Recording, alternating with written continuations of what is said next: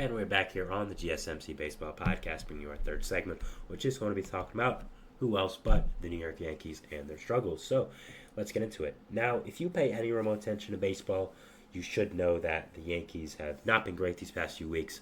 Whether you've seen that on social media, you've heard people talk about it, or you just watch the games and you watch SportsCenter, they have not done great. And as someone who lives in New York and knows a lot of people who are Yankees fans, I definitely know firsthand they have not been great. They are currently 6-16 over the last handful of games, which obviously is not great. I mean, it's really, really bad. And a lot of things are becoming much more prevalent for the Yankees. You know, their issues, what's going wrong for them. And yeah, so just I want to talk about here what is going on with the Yankees. Are there some long-term issues?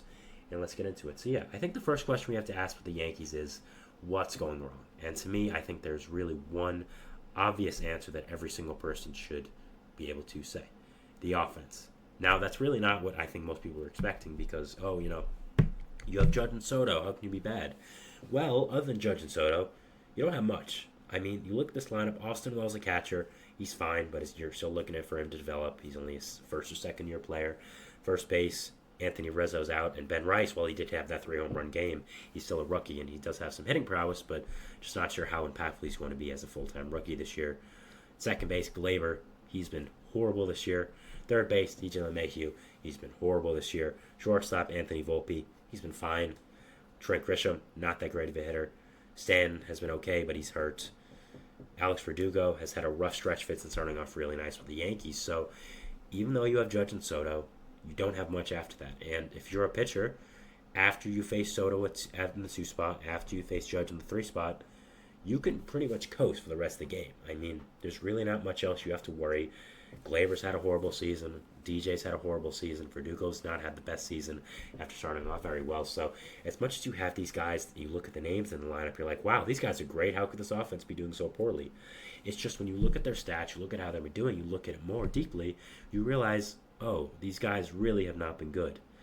And it's a big problem with the Yankees right now because, again, Ben Rice has done well, and I think he'll continue to do well, but it's just not a great sign right now for this Yankees team. I mean, looking at this Yankees schedule, you're also saying they haven't really faced the most, amazing teams. First of all, they played in Boston, lost 2 out of 3. Then played Baltimore at home, they lost 2 out of 3 there. Then played Atlanta at home, lost 2 out of 3. Then played the Mets in Citi Field, got swept in 2 games. Then played the Blue Jays in Toronto, split the series, which again, in Toronto, but with the way the Blue Jays have played this year, you really should probably be winning that series. You played in Cincinnati in Yankee Stadium. You got swept there in 3 games, which is rough. You played Boston in Yankee Stadium. You lose 2 out of 3. So, again, what teams are good there? Boston's been solid this year. The Mets have been good. The Braves have been good. Orioles, but you're playing the Reds. You should beat the Red Sox. You should beat the Blue Jays. These are teams you have to beat. You should beat the Reds. You should beat these teams. And even with the Red Sox being solid this year, even with the Orioles being really great, even with the Mets being good, these are teams you have to sweep. I mean, not sweep, I should say. Sorry. These are teams you have to beat. These are teams you have to beat if you're in Yankee Stadium against these teams. Obviously not the Mets, but you're still in New York. It's not exactly like it's full away disadvantage. These are teams you have to at least be competitive with. I mean, getting swept by the Mets was really awful for them. So I really think that overall there's a lot going wrong with this Yankees team, and I think one of the big problems is, again, this offensive depth. I think once you get past Juan Soto, once you get past Aaron Judge, there's really not much there. Again, Glaber, DJ LeMahieu, great players in the past, but I don't know. I think Glaber has just been a big disappointment in his contract career, which I'm sure his agent's not thrilled about. DJ has just been really not great since signing that contract, and even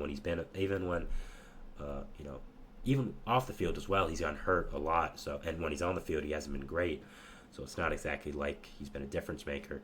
So yeah, I think that there's a lot of problems with this Yankees team, and I think the question we have to ask is long term with the Yankees right now. Will this be a long term issue because they're doing bad in this 22 game stretch, 6-16? But at the same time, is this just something now you have to worry about? That's just just going through a cold streak like a lot of teams do, or is this a long term issue? Now, if you ask me the question, is this a long term issue for the Yankees? I would say yes and no. Yes, I think there are some genuine issues with this Yankees team that need to be fixed, But I still think they're a really good team. I don't think they're going to be a 6-16 team for the rest of the year. Obviously, I think anyone can tell you that. I mean, they still have a great team. But at the same time, I think there are genuinely some issues the Yankees have to fix. Again, I think getting an infielder of some sort has to be priority number one. I think getting a third baseman, someone that could help in that position with DJ struggles, maybe a second baseman as well to help out with Glaber. I think that really has to work. I think I think getting a bullpen arm also has to help. Clay Holmes, I talked about him before, but I'll talk about him again. He's definitely struggled after his great start to the year. Still is a very good pitcher, I think, but definitely is struggling, and I think you need to add some reinforcements around him to be able to help. So I think that's another thing. So really, if I'm the Yankees, I'm getting two infielders, getting a second baseman and a third baseman.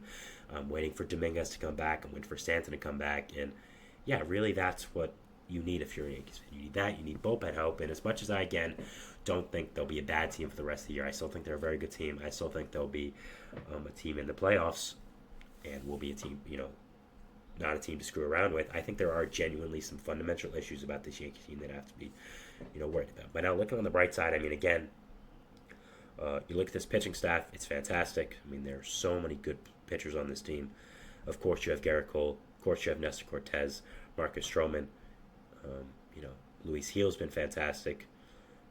There's other guys I'm forgetting as well. Carlos Rodon, who's not been great, but, what are you going to do about him? His contract's so big, you have to keep pitching him. So, overall, there are a lot of issues on this Yankees team that I see long-term, and it's going to be tough for them. I mean, they're in a really tough division. The Orioles, of course, are probably the best team in baseball right now.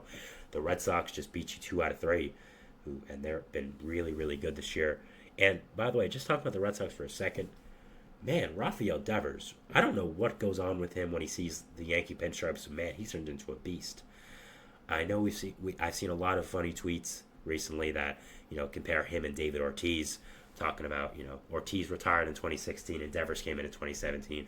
Both, big Dominican players who destroy the Yankees and, DH type players for the Red Sox. And it's just really funny to see, the comparisons. But man, I mean, what happens to Devers when he goes to the Bronx? I mean, he just destroys this Yankees team. He had 2 home runs yesterday. His second home run against Michael Tonkin was insane. I don't know how he hit that pitch out. The pitch was like 5 inches off the strike zone, and he swung and he hit it to dead center. So has been amazing against the Yankees, and that's someone the Yankees going to have to deal with for the rest of his career. But wow, what a guy Devers has been for them. But continuing on with this Yankee struggles now, I think there are a lot of problems with this Yankees team. Again, I think they're going to have to do a lot at the deadline. If I'm the Yankees, here's what I'm doing. I'm acquiring at least 2 relievers at this deadline, which I think needs to happen. I'm also acquiring at least 1 infielder, maybe 2. I think one thing you definitely need is a third baseman. Maybe you believe in Glaber more than DJ to pick it up. But if I'm them, I'm getting some type of infielder that, that's a third baseman. I'm not sure exactly who that could be. I mean, there's obviously a lot of pieces you could end up getting. Jonathan India has been someone that's been connected to the Yankees. I think that makes a lot of sense. Someone who could play both second and third, has some versatility there. And I think that would be a good pick here for this Yankees team. Again, I'll be interested to see what happens with Glaber if they can use starting him, because he only has 1 year left and he just has not been good this year. So I think that overall would be interesting to see that here.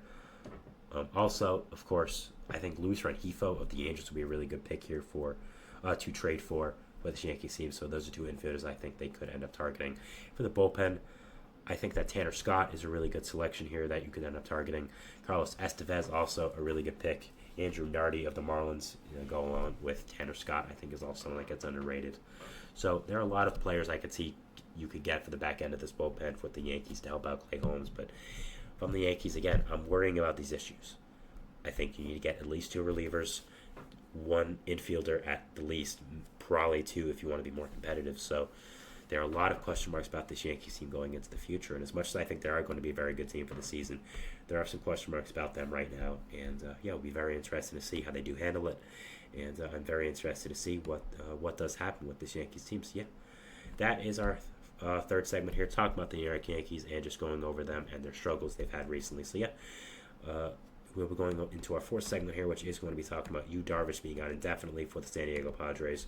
Going over that, and we'll see you after the break. So thanks, and bye.